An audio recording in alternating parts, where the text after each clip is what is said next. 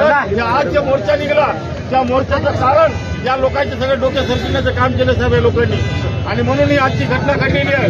आम्ही जरी 4 जण तुमच्यासोबत आलेलो असलो, तुमच्यासोबत मोठा पोलिटिशियन येणार जरी असलो, हे सगळा समाज आता आम्ही शांत बसणार नाही जोपर्यंत आरोपी आणि आरोपीच्या मागचे डोकं तुम्ही शोधून काढत नाही, तोपर्यंत परभणी जिल्ह्यातला एकच शांत बसलं।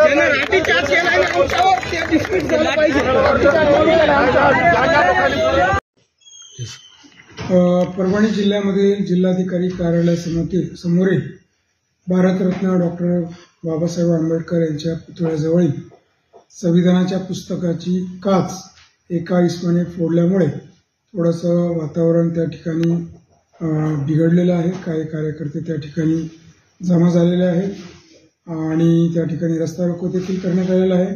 तथापि त्या इसमाला आम्ही तात्काळ अटक केलेली आहे। तो पोलीस कस्टडीमध्ये आहे, पोलिसांच्या ताब्यात आहे, गुन्हा दाखल करायची कारवाई सुरू आहे आणि डॉक्टर बाबासाहेब आंबेडकर यांच्या पुतळ्यास हार देखील आपण घातलेला आहे। सर्व नागरिकांना मी आवाहन करतो, विनंती करतो की आपण कुठल्याही कायदा सुव्यवस्थेचा बिघडणार नाही यासाठी आपण दक्षता घ्यावी व कोणत्याही प्रकारे अफवावर आपण विश्वास ठेवू नये।